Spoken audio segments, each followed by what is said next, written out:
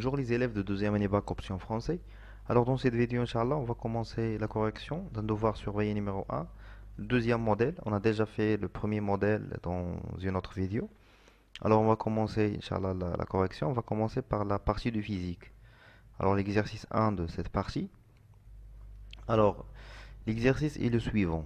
Alors on se propose dans cet exercice à déterminer la vitesse de propagation des ondes sonores dans l'eau, puis dans l'air.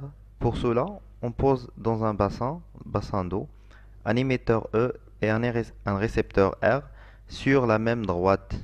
La distance entre E et R et L est égale à 1,50 m. On relie l'émetteur E à la voie YA et le récepteur R à la voie YB de l'oscilloscope. Alors voilà la figure obtenue. Voilà l'émetteur, il est en rouge et le signal du récepteur, il est en bleu. La première question, l'onde sonore est-il longitudinale ou transversale? La deuxième question, l'onde sonore arrive au microphone R après un retard tôt par rapport à l'émetteur E, déterminez tôt. Troisième question, calculer VO, la célérité des ondes sonores dans l'eau. Quatrième question, on vide le bassin, les ondes sonores se propagent alors dans l'air. Calculer VR, la vitesse de propagation des ondes sonores dans l'air, sachant que le retard temporel, cette fois-ci, est τ' est égal à 4,4 millisecondes. La dernière question, comparer les deux vitesses, la vitesse dans l'eau et la vitesse dans l'air, et conclure.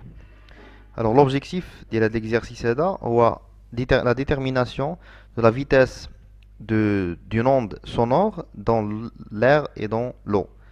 Alors le protocole expérimental lidero, on a utilisé un émetteur, c'est le haut-parleur, et le récepteur c'est un microphone, et à une distance L. Et on a relié les deux avec un oscilloscope pour détecter le signal émis et le signal du récepteur. C'est clair? Alors on commence la correction. L'onde sonore est-il longitudinale ou transversale? Alors on sait que l'onde sonore, c'est une onde longitudinale.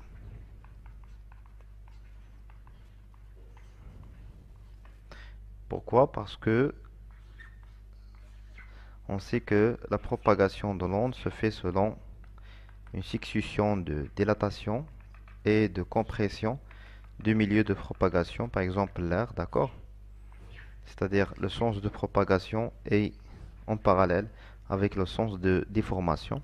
Alors c'est pour cela, l'onde sonore c'est une onde longitudinale.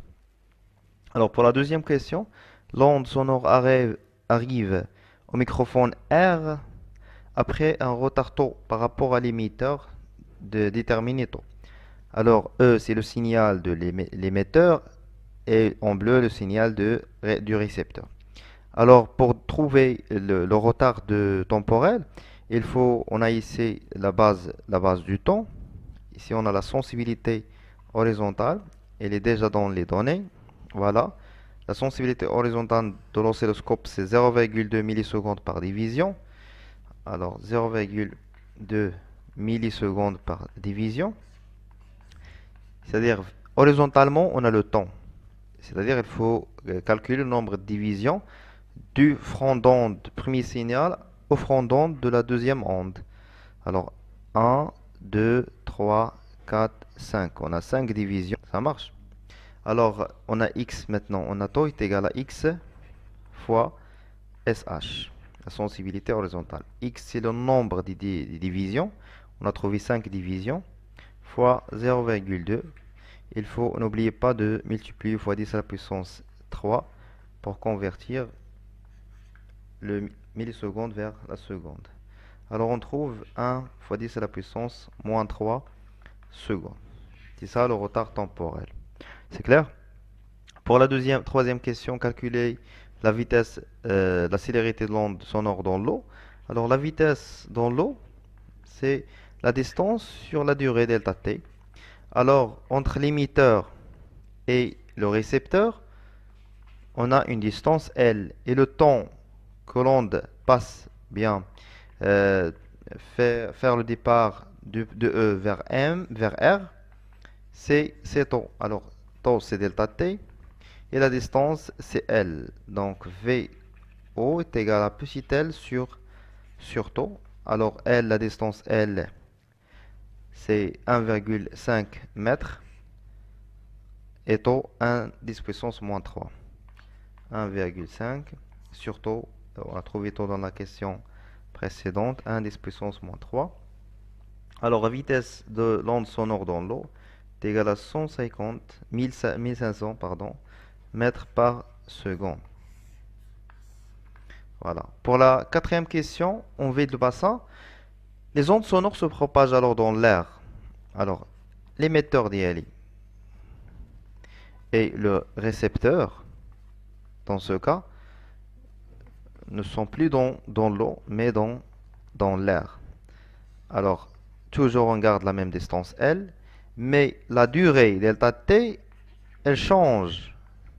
Delta T' est égal à tau prime est égal à 4,4 millisecondes. Alors, pour trouver la vitesse de propagation dans l'air, alors c'est L, toujours la même distance, mais le temps, il est changé, puisque la vitesse, bien sûr, ça va être changé, puisqu'on change le milieu. Tau prime, alors L, c'est 1,5, mais tau prime, dans ce cas, c'est 4,4 fois 10 à la puissance moins 3. Alors, V, vitesse de l'onde sonore dans l'air, c'est 340 mètres par seconde. Voilà. Pour la question suivante, bien la dernière question. Alors, il faut comparer les deux valeurs. Voilà. On a V, vitesse dans l'air, est égale à 340 mètres par seconde. Et la vitesse dans l'eau est égale à 1500 mètres par seconde. Alors, on peut remarquer que la vitesse de l'onde sonore dans l'air est inférieure à la vitesse de l'onde sonore dans l'eau. Alors, qu'est-ce qu'on peut dire? Donc, en conclusion, l'onde sonore se propage dans les liquides plus rapidement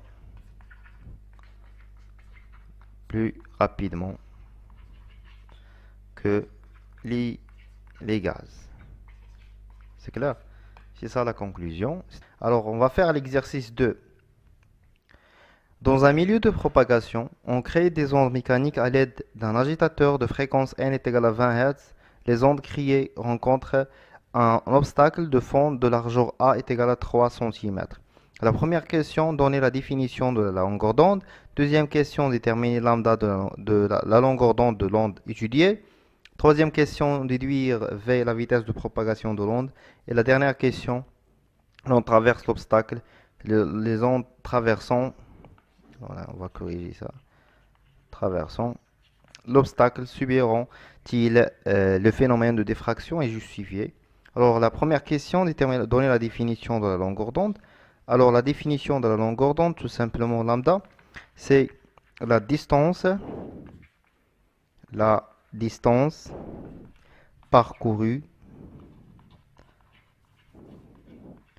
par l'onde pendant une période t. Alors, la deuxième question, déterminer la longueur d'onde de l'onde étudiée. Alors, on a ici des ondes. Alors, cette distance, c'est lambda. Alors, D contient 1, 2, 3, 4, 5, 6 lambda. Alors, D est égal à 6 lambda. Alors, lambda est égal à D sur 6. T est égal à 30 sur 6. On trouve que lambda est égal à 5 cm. Pour la troisième question, on déduire la vitesse de propagation de l'onde. Alors, la question 3, alors on sait que la vitesse, c'est la longueur d'onde fois la fréquence. Alors, on va faire une application numérique. On a trouvé que la longueur d'onde est égale à 5 cm, c'est 5 10 puissance moins 2, fois n en Hertz, c'est 20. Alors on trouve la vitesse est égale à 1 mètre par seconde. Troisième question, la dernière question. Les ondes traversant l'obstacle subiront-ils des phénomènes de diffraction? Alors on a la longueur d'onde est égale à 5 cm et A, la largeur de la fente est égale à 3 cm. Alors on a A inférieur à la longueur d'onde. Donc, alors on a le phénomène de diffraction.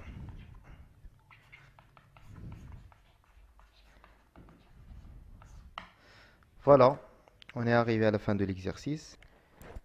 Alors on va faire l'exercice 3. On éclaire avec une source laser ayant une longueur d'onde lambda, une fente fine de largeur A est égale à 0,06 mm. On observe sur un écran, placé à une distance d de la fente, un ensemble de tâches. La tâche centrale a une longue largeur L.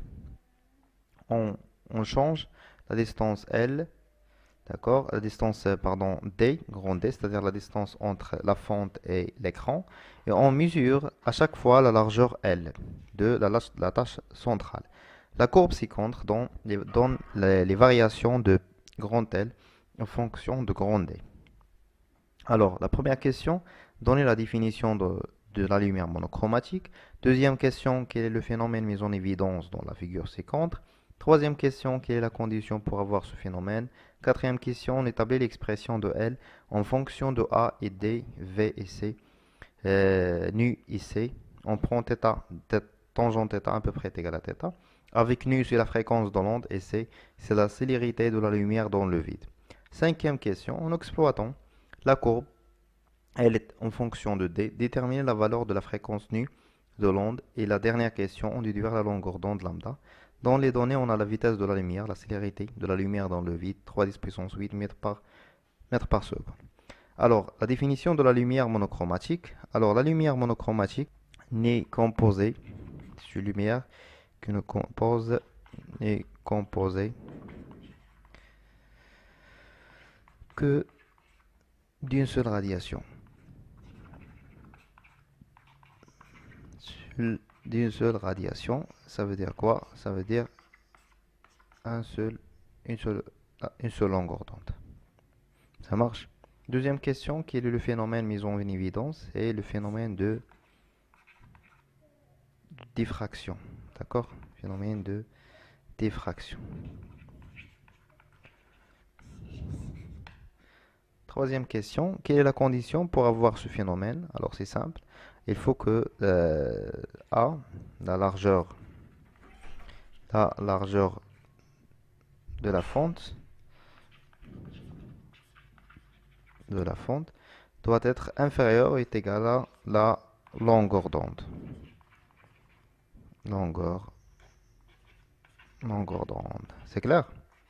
C'est ça la condition pour avoir le phénomène de diffraction. Quatrième question, établir l'expression de L en fonction de petit a et D et nu et C. Alors, d'après la figure ici, d'accord? Alors, on a ici un triangle rectangle. C'est clair? Voilà. Alors, la distance ici, c'est L sur 2. Ici, c'est grand D. Alors, tangente de θ, à peu près est égal à θ, est égal à quoi? Est égal à L sur 2 sur D. Alors, θ est égal à L sur 2D. Et on sait quoi d'autre? On sait que θ est égal à lambda sur A. Alors, on va utiliser ces deux relations pour trouver la relation demandée dans la question. D'accord? Allez-y. Alors, on a θ est égal à lambda sur A et θ est égal à L sur 2D. Mais il n'y a pas de θ ici, il n'y a pas de θ. D'accord? Dans les paramètres dans lesquels on veut trouver l'expression de L, il n'y a pas de θ. Alors on sait que la célérité de la lumière est égale à la longueur d'onde dans le vide fois la fréquence. Alors lambda est égal à C sur la fréquence. On va remplacer lambda dans l'expression de l'écart angulaire. Alors, θ est égal C sur A nu fois nu est égal à aussi L sur 2D. Alors, on va trouver d'après cette égalité L, l'expression de L, en fonction de A et D. Alors, 2 de C sur A nu fois D. Voilà, on est arrivé à l'expression demandée dans la question. Pour la question 5, on a la courbe L en fonction de D. Déterminer la fréquence. Alors, on a L est égal à 2D sur A nu fois D. D'accord? Et d'après la courbe, on peut remarquer qu'on a cette fonction, c'est une fonction linéaire, c'est-à-dire L est égal à K fois D. Avec K, c'est le coefficient directeur. Alors, on va déterminer K. Après, avec analogie avec l'expression précédente, on a K est égal à 2D sur A nu. C'est clair? Alors, on détermine K. Après, on va déduire la valeur de la fréquence nu de l'onde. D'accord? Alors, on va choisir deux points. Point initial et point final. Alors, K, c'est delta L sur delta D. C'est clair? Alors, c'est L final moins L initial sur D final moins D initial. Alors, K est égal. L final, c'est 4 moins 0. Et D final, c'est 200 moins 0. Alors, on trouve K est égal à peu près 0,02. Maintenant, on revient à cette expression et on remplace K par 0,02. Alors, 0,02 est égal à 2 fois D sur A nu. Alors, nu est égal à 2D sur 0,02 fois A. On va faire une application numérique. Alors, nu est égal 2 fois D. Alors, la distance D, c'est... pardon, c'est pas D ça, c'est C, je pense. Je reviens. Ah, c'est C, voilà. Ici, c'est C. Voilà, on va effacer ça. C. Ici aussi, C. C.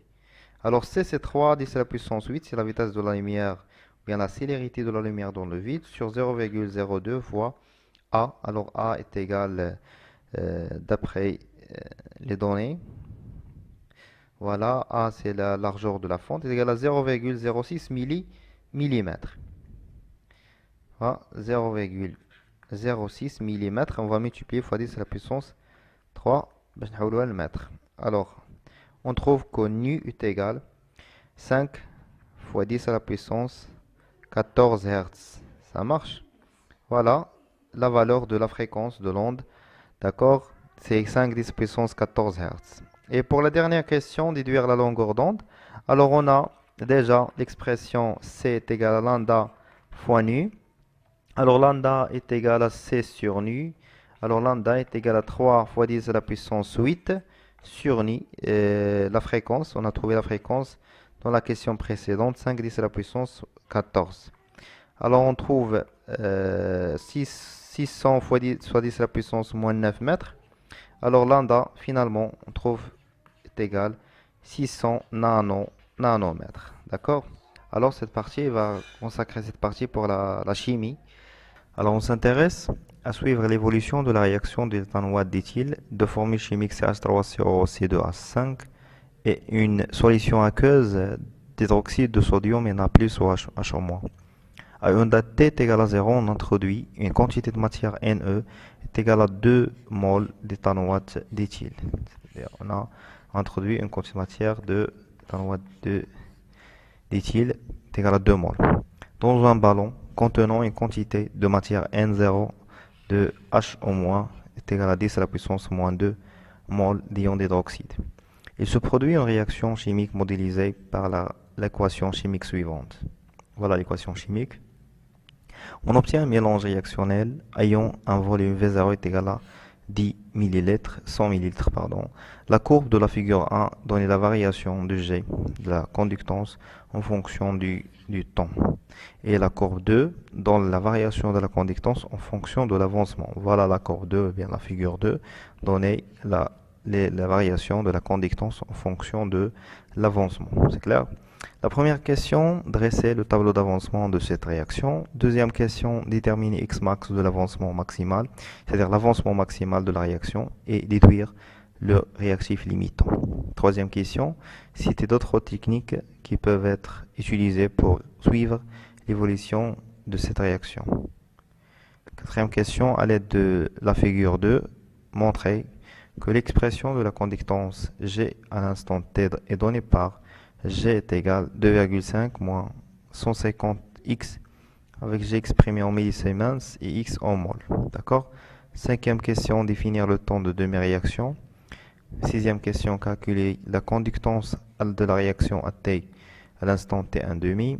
Septième question, déduire T1,5 de la réaction du temps de demi-réaction. Le huitième question, montrer que l'expression de la vitesse volumique de la réaction est donnée par V est égal à moins 1 sur 150 V0 dG sur dt. Neuvième question, déterminer en mol mètre moins 3 minutes moins 1 la valeur de la vitesse volumique de la réaction à l'instant t est égal à 0. La dernière question, déterminer la quantité de matière N de CH3CO en moins à l'instant t est égal à 4 minutes. C'est clair? Alors, pour la question numéro 1, dresser le tableau d'avancement de cette réaction. Alors, on a ici le tableau d'avancement, bien sûr, ici 0, x, x max, l'état initial, l'état intermédiaire, l'état final. Alors, pour la quantité de matière initiale de CH3CO au C2H5, c'est 2 mol. Et pour H c'est 10 à la puissance moins 2. D'accord? Elle est déjà donnée dans les données. Alors ici 0, 0. Ici c'est 2 moins x, 10 à la puissance moins 2x, moins x, x, x. Alors 2 moins x max, 10 à la puissance moins 2, moins x max, x max, x max. Ça marche? Il n'y a pas de coefficient stoichiométrique, il y a toutes les coefficients stoichiométriques égales à 1 dans cette équation.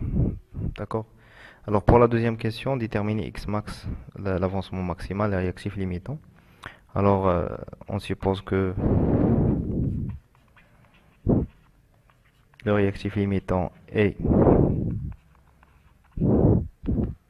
CH3, CaO, C2H5 et le réactif limitant. Alors x max est égal à 2 mol, x max 1. Et pour le deuxième réactif limitant, on suppose que le réactif limitant est HO-. Alors x max 2 est égal à 10 à la puissance moins 2 mol. Alors si on compare les deux x max, alors on remarque que x max 1 supérieur à x max 2. Alors l'avancement maximal de cette réaction, c'est 10 à la puissance moins 2 mol. Et le réactif limitant,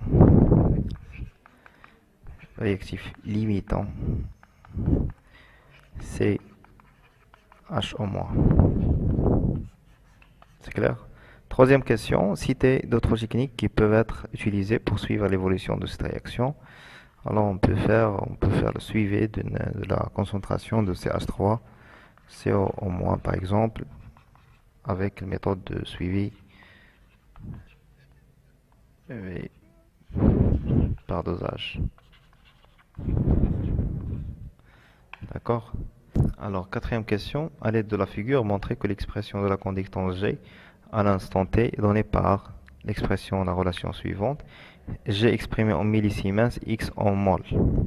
Alors, il faut faire attention aux unités.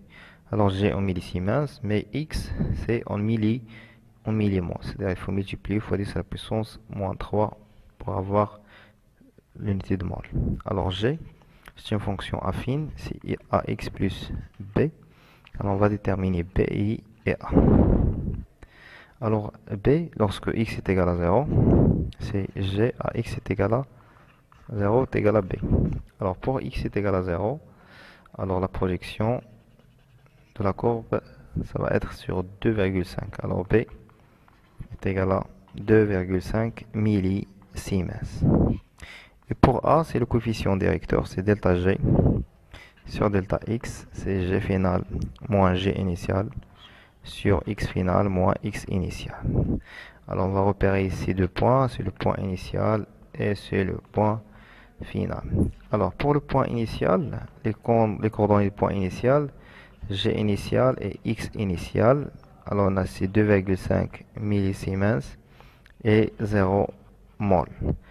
Pour point final, G final c'est 1 millisiemens et X final c'est 10 fois 10 à la puissance moins 2 mol. Maintenant on va remplacer les valeurs dans l'expression. Alors on a ici 1 moins 2,5. Ici c'est 10 fois 10 à la puissance moins 2 moins 0. Alors on trouve A est égal à moins 150. On va remplacer A par moins 150 et B par 2,5. On trouve G est égal à 2,5 000 moins 1 150 X. Voilà, on a montré l'expression demandée dans la question. Alors pour la définition de temps de demi-réaction, d'accord? Alors le temps de demi-réaction, bien sûr, c'est et la durée, c'est une durée bien sûr, et la durée nécessaire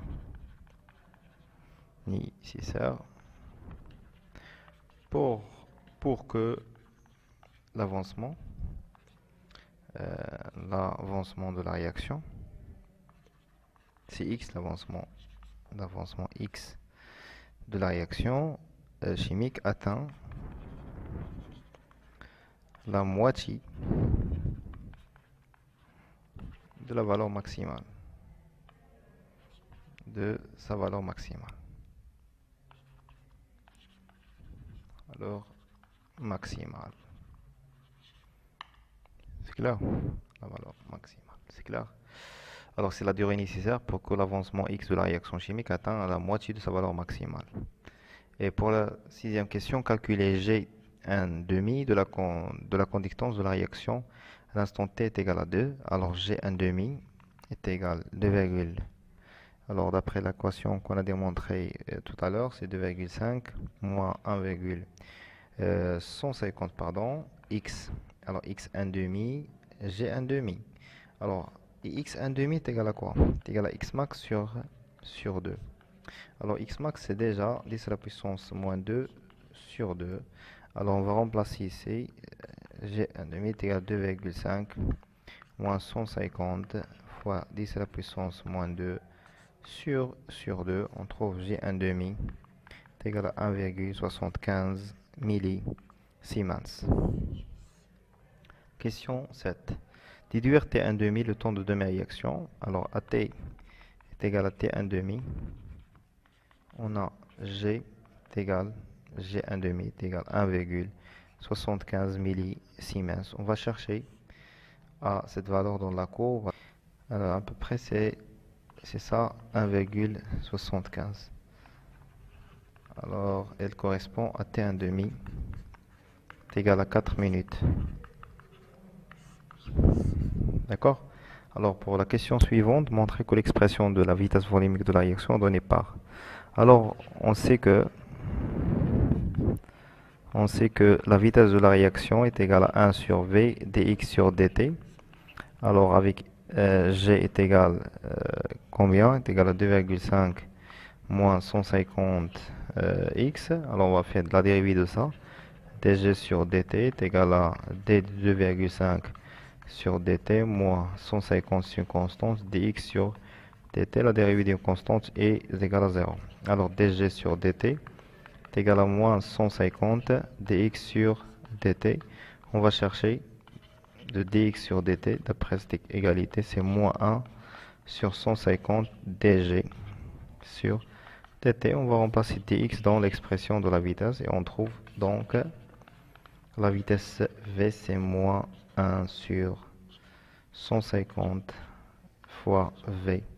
V0, c'est le volume du mélange.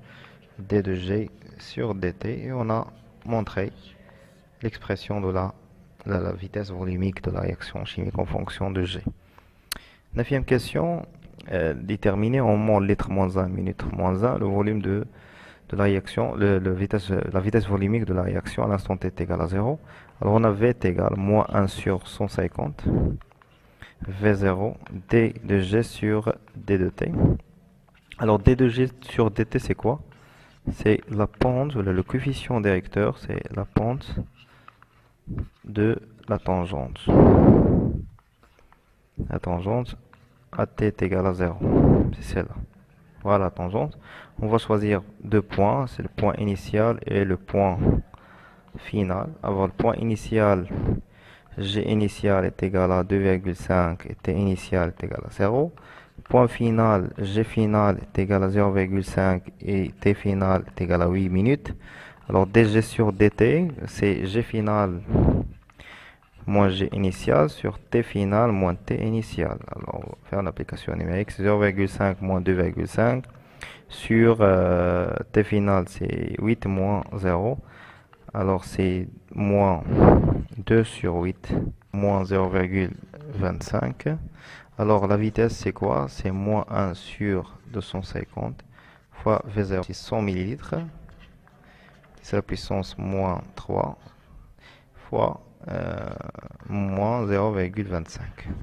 Alors on trouve après l'application numérique, c'est à peu près 1,666 10 à la puissance moins 2 mol litre moins 1 minute moins 1. Voilà la valeur de la vitesse volumique de la réaction. Pour la question 10, la dernière question, déterminer la quantité de matière de CH3CO en moins à l'instant t est égal à 4. Alors pour déterminer d'après le tableau d'avancement, N de CH3CO en moins est égal à X. Alors N à l'instant t est égal à 4, c'est X à l'instant t est égal à 4. Mais comment on va trouver cette valeur de X est égal à 4? C'est-à-dire G à t est égal à 4 est égal à 1,75 millisiemens. On va utiliser le graphe suivant pour déterminer X, la valeur de X. Alors pour 1,75, alors la valeur de X c'est